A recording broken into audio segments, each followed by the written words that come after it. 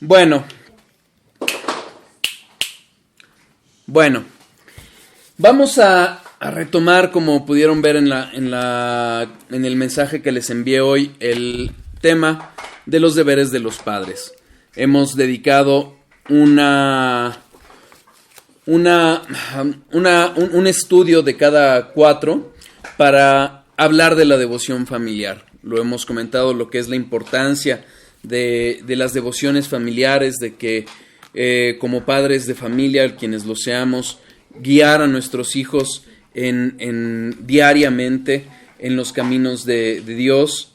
Si evidentemente por alguna situación no hay varón en casa, o bien es inconverso, le corresponderá a la mujer, pero siempre es importante que aún habiendo varón en casa, la mujer también nos ayude en esa educación, en ese tiempo que están con los niños, para educarlos en casa. Y no estamos llevando un estudio sistemático de lo que son los deberes de los padres en casa.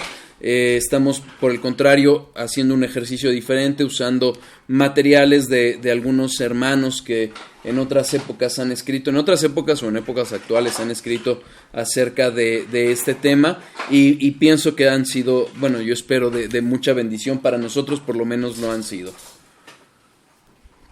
Y estamos hablando de este libro de los deberes de los padres, escrito por J.C. Ryle, un hermano, un cristiano del siglo XIX, y que no obstante la distancia que nos puede parecer en el tiempo, lo cierto es que es de mucha bendición los consejos que nos da.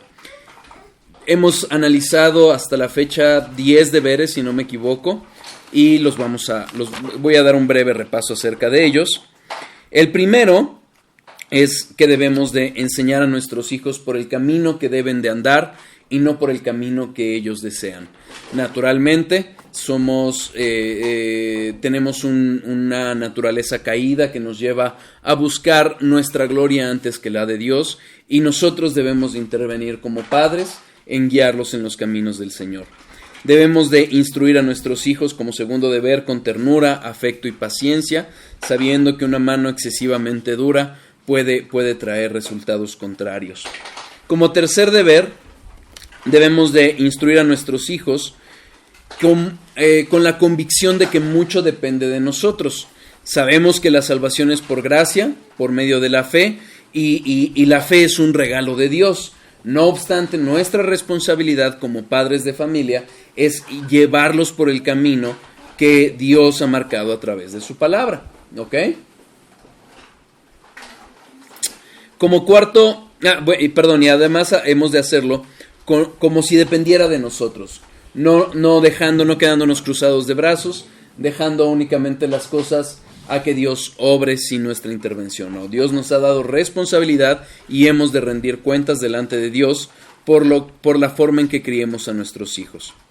Como cuarto deber, hablamos de instruir a nuestros hijos con esta perspectiva de la eternidad. Muchas veces nuestra fe se debilita y tendemos a ver las cosas terrenales, las cosas de este tiempo, como más necesarias o importantes que las eternas. Arrepintámonos, pidamos perdón a Dios, vayamos a los pies de Cristo, fortalezcamos nuestra fe en oración, en estudio de la palabra, ejerciendo los medios de gracia para que de esa forma podamos tener esta perspectiva acerca de la eternidad. ¿Ok? Como quinto deber, vimos que debemos de instruir a nuestros hijos en el conocimiento de la Biblia.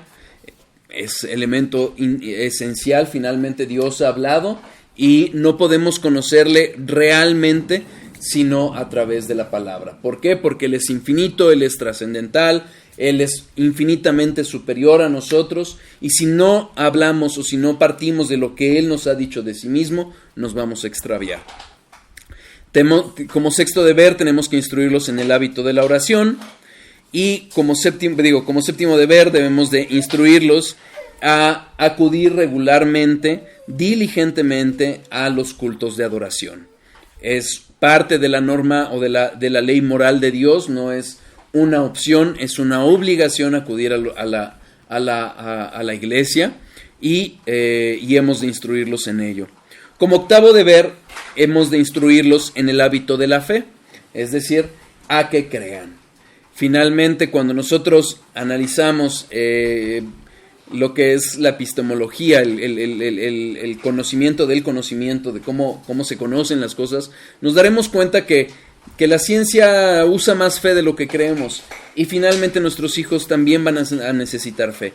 La que los llevará, si Dios quiere, a sus pies, será un regalo de Dios, pero hemos de instruirlos en ese hábito de la fe, de creer, y empezarán o deberán de creer en lo que nosotros les digamos, y obviamente eso implica una responsabilidad de nuestra parte para ser veraces, para ser fieles a la palabra de Dios. Como noveno hábito, le hablábamos del hábito de la obediencia. Es importantísimo que nuestros hijos aprendan a obedecer desde temprano.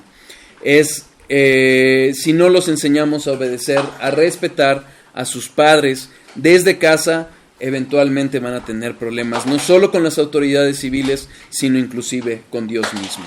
¿Ok? Como décimo deber, que fue el que estábamos platicando en el último estudio acerca de este tema, hablamos de instruirlos en el hábito de decir siempre la verdad.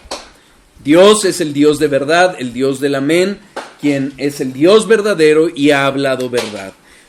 Cuando hablamos verdad, honramos a Dios, y hemos de instruir a nuestros hijos a que hagan lo mismo. Eventualmente nos va a servir también a nosotros cuando crezcan, tengan problemas, y ellos estén acostumbrados también a hablar con verdad a nosotros mismos. Hay que entender muy bien, y hay que orar, pedir mucho discernimiento a Dios para saber cuando un niño está jugando y cuando él está queriendo mentir. Y finalmente algo que también debemos de enseñarles es que si mienten podrán escapar de un castigo terrenal, de un castigo de los padres, pero nunca van a poder escapar del castigo de Dios. ¿Por qué? Porque Dios lo conoce todo. ¿Queda claro? Y ahora, como onceavo o 11º deber, J.C. Ryle nos enseña instrúyalos en el hábito, porque sigo ámbito y hábito, perdón, en el hábito de siempre redimir el tiempo.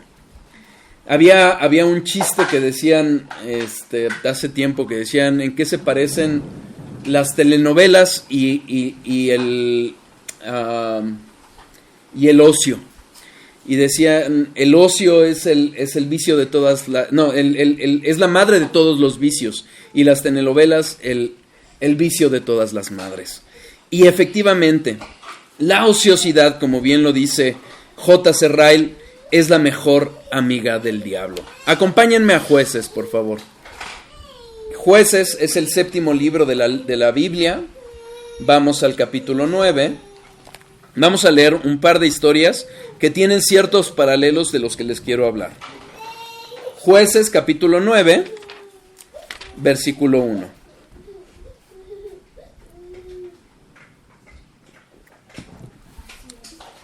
Cuando oyeron estas cosas, todos los reyes que estaban a este lado del Jordán, así en las montañas como en los llanos, y en todas las costas del mar grande, delante del Líbano, los heteos, amorreos y cananeos, déjenme ver, sí, cananeos, fereceos, heveos y jebuseos, se concertaron para pelear contra Josué e Israel. No, yo estoy en Josué, perdónenme. Me equivoqué de libro. Jueces capítulo 9. Una disculpa. Jueces capítulo 9. Abimelec, hijo de Jerobaal, fue a Siquem, a los hermanos de su madre, y habló con ellos y con toda la familia de la casa del padre de su madre, diciendo: Yo os ruego que digáis en oídos de todos los de Siquem, ¿qué os parece mejor? ¿Que os gobiernen 70 hombres, todos los hijos de Jerobaal, o que os gobierne un solo hombre? Acordaos que yo soy vuestro hueso vuestro, y carne vuestra. Y hablaron por él los hermanos de su madre en oídos de todos los de Siquem todas estas palabras, y el corazón de ellos se inclinó a favor de Abimelech, porque decían: nuestro hermano es. Y le dieron 70 siclos de plata del templo de Baal Berit, con los cuales Abimelech alquiló hombres ociosos y vagabundos que le siguieron. Gracias. Y viniendo a la casa de su padre en Ofra, mató a sus hermanos, los hijos de Jerobaal, 70 varones, sobre una misma piedra. Pero quedó Jotán, el hijo menor de Jerobaal, que se escondió. Entonces se juntaron todos los de Siquem con toda la casa de Milo, y fueron y eligieron a Abimelech por rey, cerca de la llanura del Pilar que estaba en Siquem. ¿Qué es lo que vemos? Vemos la historia de Abimelech, que ambicionaba el poder, convence con palabras suaves, con palabras aduladoras a sus hermanos para que ellos convenzan a los habitantes de Siquem y lo nombren a el rey. ¿Y qué es lo que hace? Los traiciona. Contrata, versículo 4, hombres ociosos y vagabundos que le sirvieron para cometer un tremendo pecado, asesinar a sus 70 hermanos. Y además les pagó con el dinero que los mismos de Siquem le habían dado. Acompáñenme ahora a Hechos 17:5, por favor. Hechos 17:5.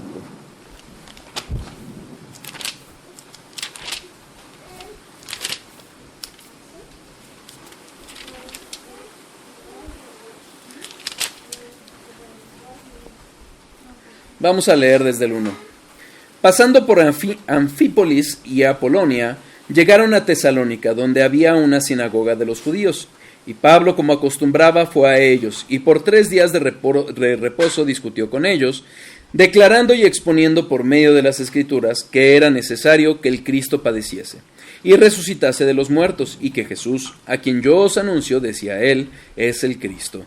Y algunos de ellos creyeron, y se juntaron con Pablo y con Silas, y de los griegos piadosos gran número, y mujeres nobles no pocas. Entonces los judíos que no creían, teniendo celo, tomaron consigo a algunos ociosos, hombres malos, y juntando una turba, alborotaron la ciudad, y asaltando la casa de Jasón, procuraban sacarlos al pueblo.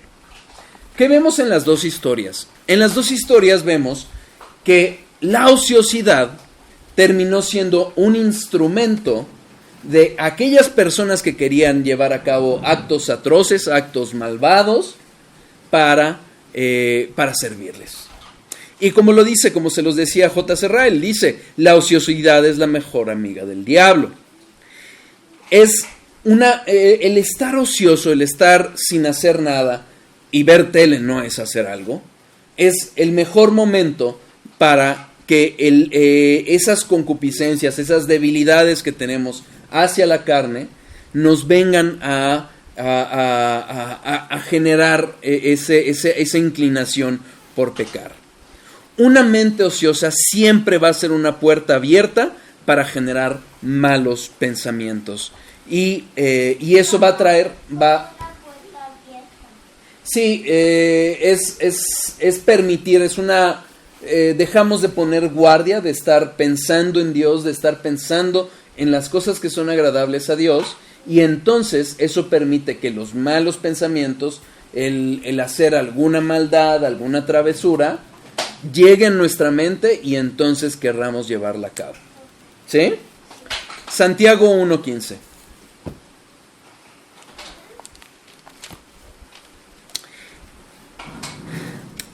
Vamos a leer desde el 12 para entender el contexto. Bienaventurado el varón que soporta la tentación, porque cuando haya resistido la prueba, recibirá la corona de vida que Dios ha prometido a los que le aman. Cuando alguno es tentado, no diga que es tentado de parte de Dios, porque Dios no puede ser tentado por el mal, ni él tienta a nadie, sino que cada uno es tentado cuando de su propia concupiscencia es atraído y seducido. Versículo 15. Entonces, la concupiscencia, después que ha concebido, aquí en la mente, da a luz el pecado, y el pecado, siendo consumado, da luz a la muerte. Versículo 16, amados hermanos míos, no erréis. Es en el pensamiento, lo hemos hablado a lo largo del estudio de lo que es palabra, verdad y vida, no lo que es adoración familiar, sino lo que es conociendo a Dios, lo que es la palabra, como la Biblia como la palabra de Dios. Cuán importantes son las luchas que desarrollamos o que se llevan a cabo en la mente. Y es en ese ámbito en donde se ganan las batallas. Pues es en la misma mente ociosa donde el pecado va a ganar terreno. Si nosotros dejamos nuestra mente, que estoy muy cansado, que se vale de repente, sin duda, pero tendemos de dos. O ponemos a la ociosidad, que es empezar a darle puerta abierta a las cosas del mundo, que en principio no son pecaminosas, o no necesariamente o no intrínsecamente pecaminosas, pero que poco a poco vamos dando más pie, las dudas se incrementan y esa ociosidad termina dando luz al pecado. Y el pecado a la muerte, como lo narra Santiago, el hermano de carne, el medio hermano de Jesús. Entonces, ¿qué es lo que hizo Dios? Acuérdense que Dios nos diseñó. Y Dios nos diseñó de tal forma que nos conoce perfectamente.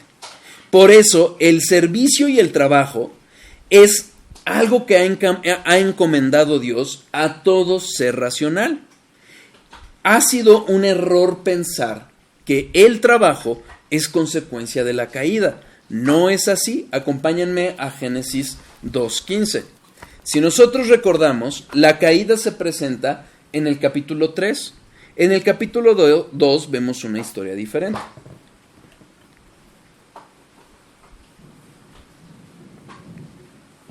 Tomó pues Jehová Dios al hombre y lo puso en el huerto del Edén, para que lo labrara y lo guardase. Y mandó Jehová Dios al hombre diciendo: de todo árbol del huerto podrás comer, mas del árbol de la ciencia del bien y del mal no comerás, porque el día que de él comieres, ciertamente morirás. Apenas le dio el mandato y le dijo: vas a guardar y vas a cultivar el jardín. Antes de la caída. Entonces, ¿qué es lo que pasa con la caída? Con la caída, este trabajo que debió haber sido armonioso, se convirtió en un trabajo pesado, en un trabajo que va a causarnos cansancio, sudor, incluso sangre.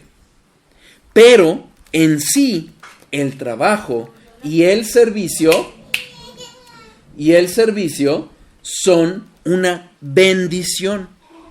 Si no, pregúntenle a una persona que no haya trabajo para poder alimentar a su familia. Y van a entender cuán bendecido somos cuando tenemos trabajo. Los ángeles trabajan, son siervos activos de Dios.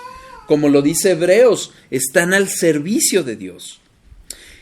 Los santos redimidos, aún estando en el cielo, en la presencia de Dios, tienen trabajo, dice J.C. Ryle. Ellos no descansan de día ni de noche de cantarle alabanzas y gloria a aquel que los compró. Entonces, si nosotros vemos el diseño que Dios ha hecho para todos los seres creados, es con una finalidad. Hay un servicio, hay un trabajo, hay una labor que llevar a cabo. ¿Ok? El hombre débil, pecador, que somos todos nosotros, hombres y mujeres, tiene que tener algo que hacer, porque si no, pronto nuestra alma va a enfermar. Proverbios 28:19.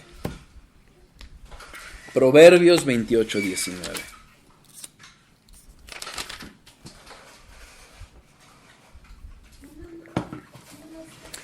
El que labra su tierra se saciará de pan, mas el que sigue a los ociosos se llenará de pobreza.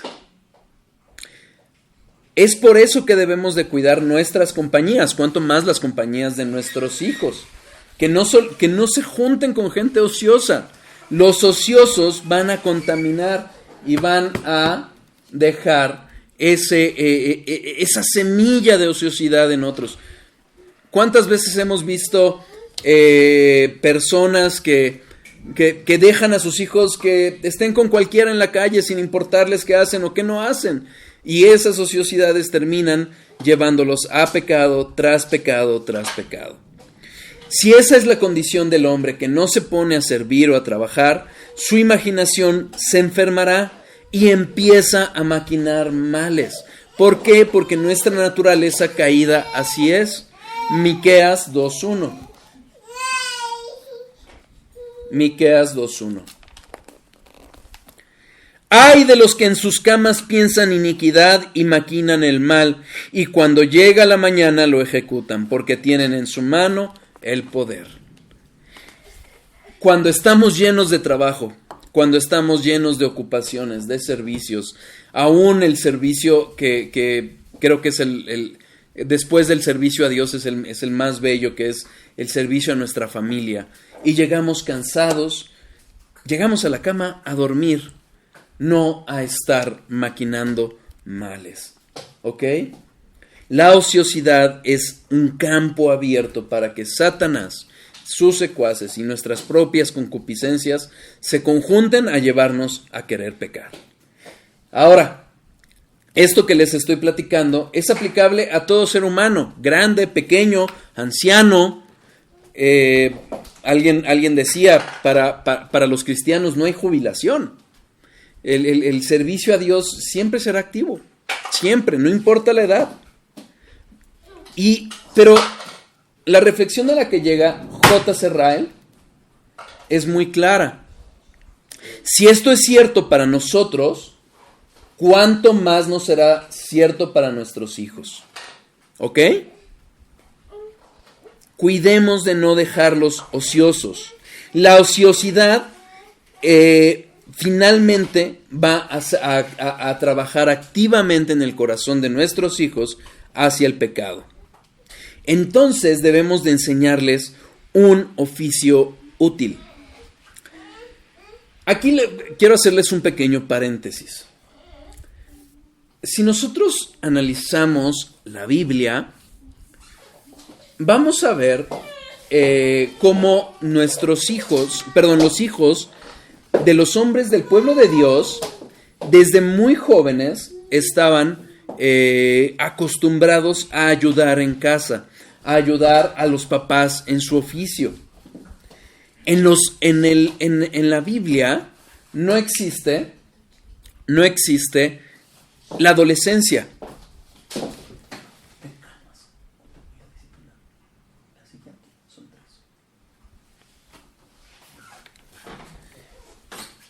En la Biblia no hay adolescencia.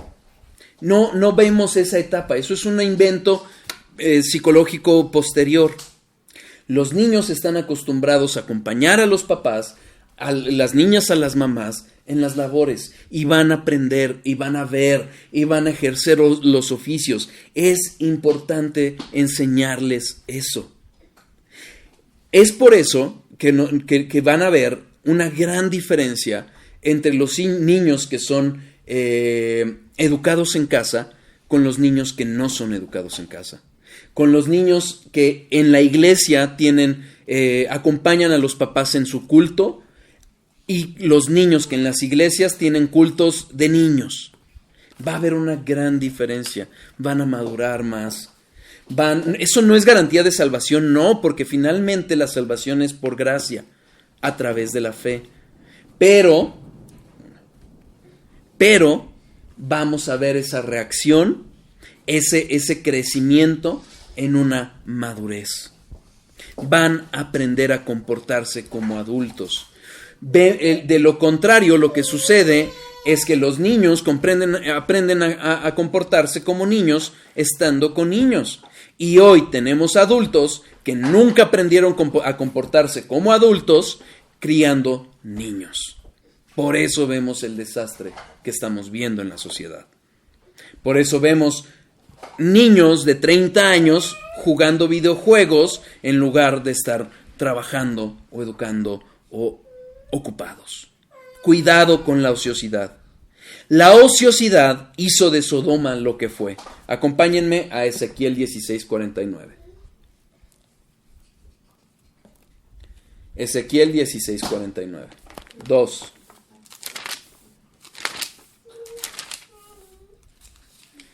Ezequiel 16:49.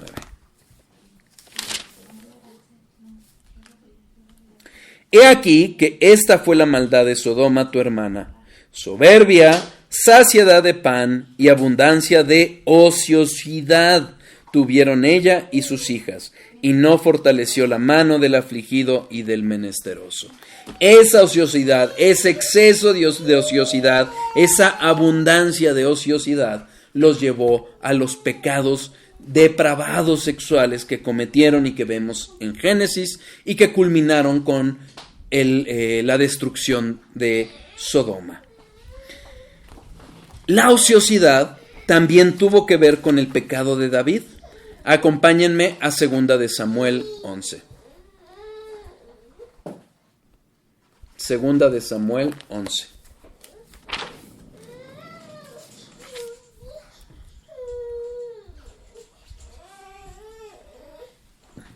Aquí vemos todo el pecado que cometió David, y es muy conocido como David codició a Betsabé, la tuvo, trató de engañar a Ulises, no lo logró. Ulises lo mandó de regreso a la guerra, lo mandó a asesinar, no se arrepintió y vinieron las consecuencias. Esa es la historia que conocemos, pero muchas veces olvidamos cómo empezó esta gran decadencia. Como bien dice Paul Washer, yo nunca he visto a un hombre caer, he visto a un hombre deslizarse hacia el pecado. Y este fue el caso de David. Versículo 1. Aconteció el año siguiente, en el tiempo que salen los reyes a la guerra, que David envió a Joab y con él a sus siervos y a todo Israel, y destruyeron a los amonitas y sitiaron a Rabá. Pero David se quedó en Jerusalén. Ahí vemos el incumplimiento de su deber. Él debería de estar sirviendo a su pueblo, sirviendo primero a Dios en el campo de guerra, como hacen todos los reyes. Pero no solo fue eso, no solo se quedó en Jerusalén, sino que también se volvió perezoso. Versículo 2. Y sucedió un día, al caer la tarde, que se levantó David de su lecho y se paseaba sobre el terrado de la casa real, y vio desde el terrado a una mujer que se estaba bañando, la cual era muy hermosa. Y sabemos, insisto, ahí es Betsabé. Pero fíjense, al caer la tarde se estaba levantando de su lecho. Al caer la tarde. Digo, no sé si es porque tenemos hijos, pero ya por lo menos como papá ya no existe el levantarse después de las 8 de la mañana, en el mejor de los casos. Esa ociosidad llevó a David a cometer los terribles pecados que cometió. En lugar de salir a la guerra, envió a Joab. Y aún estando en Jerusalén, donde no debía de estar, estuvo ocioso, estuvo perezoso. Cuidemos esos tiempos, cuidemos esos tiempos. La ociosidad ha llevado más pecados que cualquier otro hábito que pudiéramos mencionar. Es justamente, insisto, esa condición caída. Lo vimos al hablar de los deberes de los padres, cómo nuestros hijos tienden naturalmente a cuidar esa carne, a consentir esa carne, y nosotros mismos, si nos descuidamos, eso nos puede pasar. Descuidamos la lectura de la palabra, descuidamos la oración, descuidamos el asistir a la iglesia, y al poco tiempo ya esos pecados que apenas empezaban a rozar nuestros pensamientos ya están no solo más que maquinados en nuestra mente, sino aún consumados. Tengamos mucho cuidado con ello. Como bien lo dice J.C. Ryle, es la ociosidad la madre de muchas obras de la carne. Si nosotros damos un tiempo de ociosidad, más pronto que tarde va a llamar el enemigo a nuestra puerta y va a entrar. ¿Ok? Dice J.C. Ryle: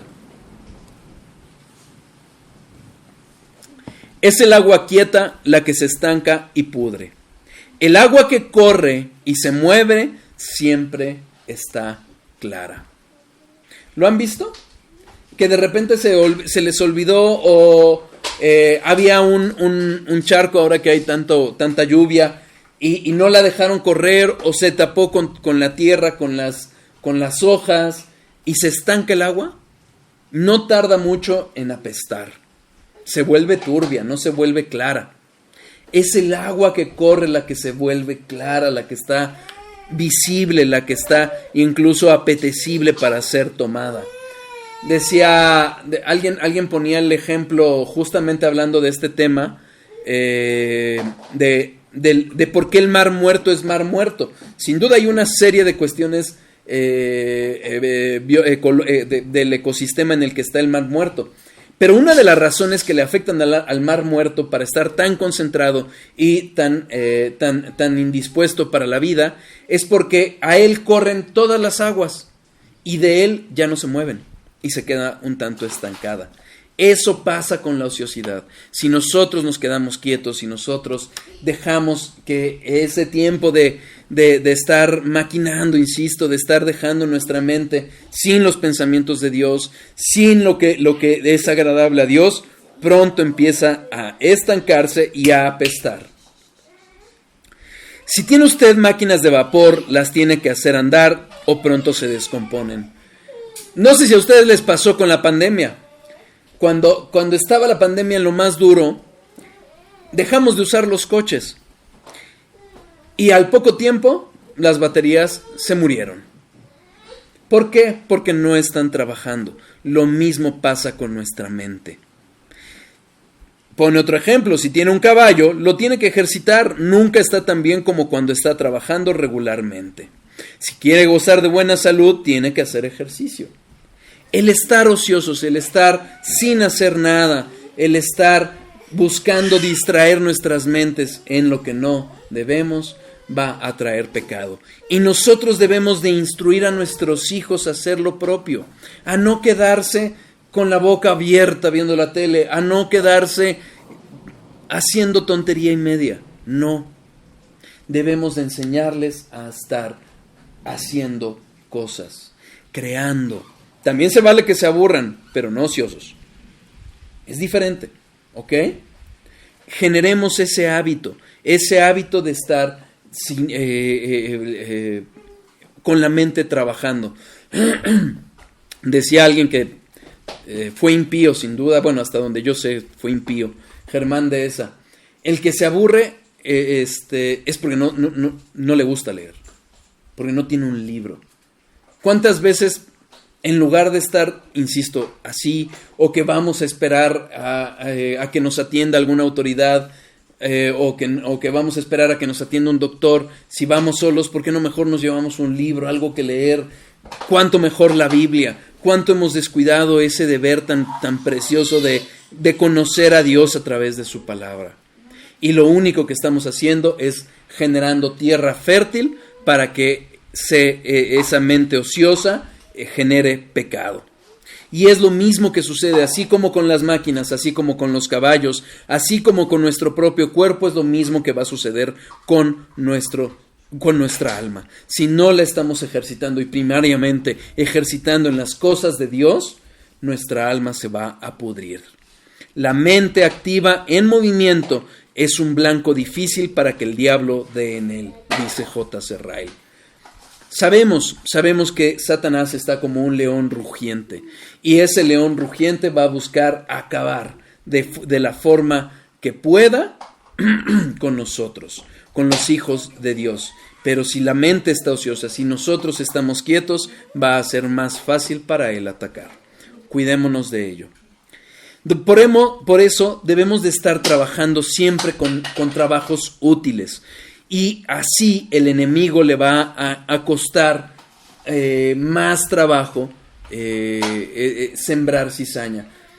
Pensémoslo así, un jardín que dejamos sin cortar, sin cultivar, sin estar trabajando en él, más pronto que rápido va a crecer cizaña en él. ¿Ok? Estas realidades las debemos de presentar a nuestros hijos. Les debemos de enseñar el valor del tiempo y tratar de enseñarles que lo aprendan a usar bien. Efesios 5:16. Efesios 5:16.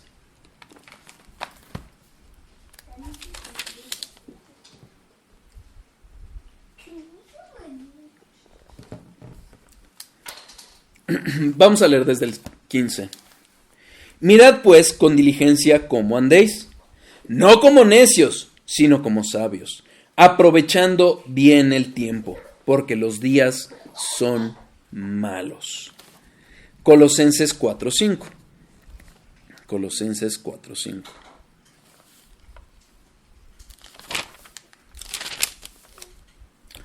Andad sabiamente para con los de afuera, redimiendo el tiempo.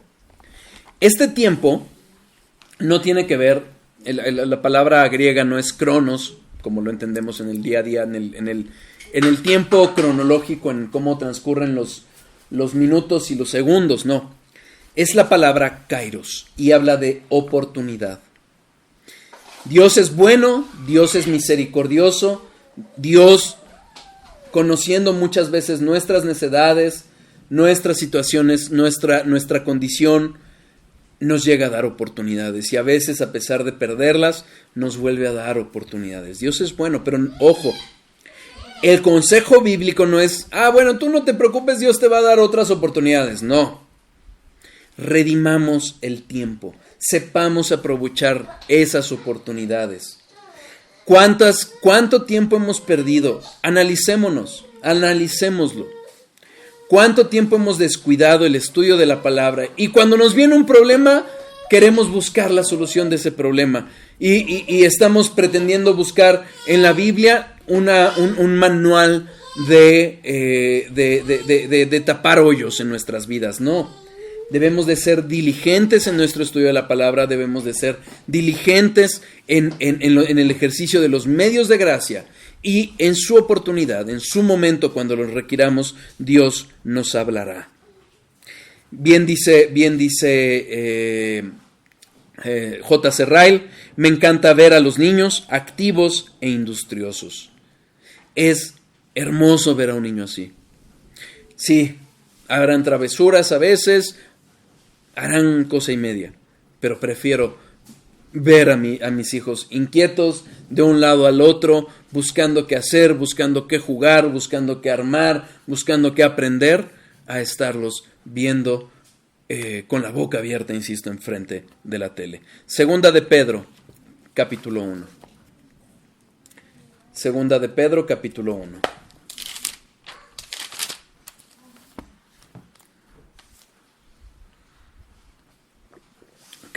Versículos 3 a 8. Como todas las cosas que pertenecen a la vida y a la piedad, nos han sido dadas por su divino poder, mediante el conocimiento de aquel que nos llamó por su gloria y excelencia, por medio de las cuales nos ha dado preciosas y grandísimas promesas, para que por ellas llegaseis a ser participantes de la naturaleza divina, habiendo huido de la corrupción que hay en el mundo a causa de la concupiscencia. Vosotros también, poniendo toda diligencia por esto mismo, añadid a vuestra fe virtud, y a la virtud conocimiento, y al conocimiento dominio propio, y al dominio propio paciencia, y a la paciencia piedad, a la piedad afecto fraternal, y al afecto fraternal amor. Versículo 8, porque si estas cosas están en vosotros y abundan, no os dejarán estar ociosos ni sin fruto en cuanto al conocimiento de nuestro Señor Jesucristo. Hermanos, la Biblia es un libro que no vamos a terminar de estudiar. Dios es alguien a quien no vamos a terminar de conocer, no solo aquí, sino allá. Vamos a seguir aprendiendo de Dios, porque Él es infinito, Él es eterno, Él es trascendental. No descuidemos nuestro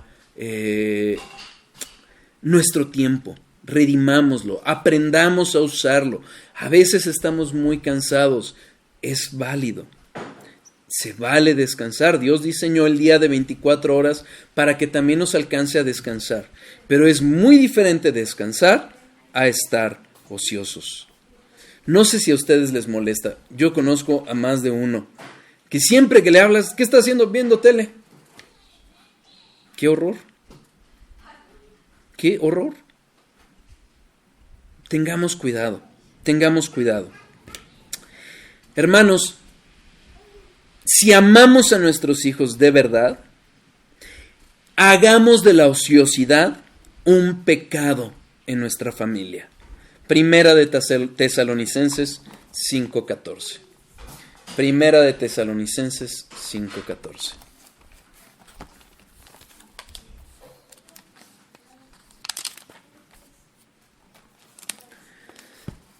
También os rogamos, hermanos, que amonestéis a los ociosos, que alentéis a los de poco ánimo, que sostengáis a los débiles, que seáis pacientes para con todos. ¿Ok? Fíjense cómo trata diferente a los que están de poco ánimo, hay que alentarlos. A los que están débiles hay que sostenerlos. Hay que ser pacientes con todos, sin duda. Pero a los ociosos, amonestarlos. Es diferente el trato. Sepamos discernir lo que pasa en nuestros corazones. Sepamos discernir cuando realmente es necesidad de descanso, de cuando tenemos necesidad, cuando tenemos ociosidad. ¿Qué pasó? Discernir es saber distinguir. Es saber distinguir entre lo que es bueno, lo que es malo, entre lo que es bueno y lo que no es tan bueno, ¿ok? Saber diferenciar. ¿Queda claro?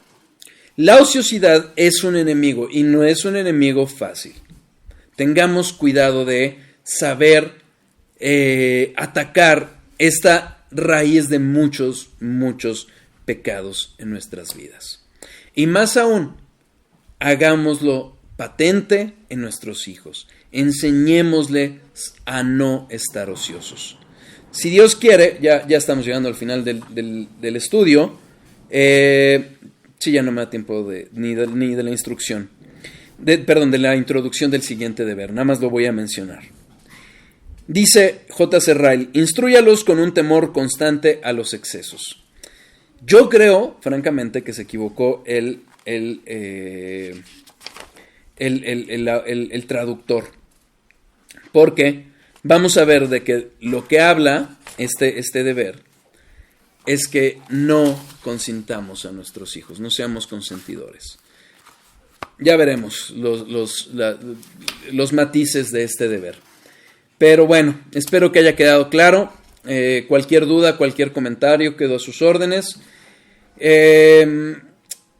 Como saben, estoy por empezar, ya empecé un seminario y quizás haya necesidad de que no estemos atendiendo no podamos tener todos los viernes el estudio, como ha acontecido últimamente, pero bueno, ya los iré manteniendo al tanto. Vamos a orar. Déjenme detener las grabaciones.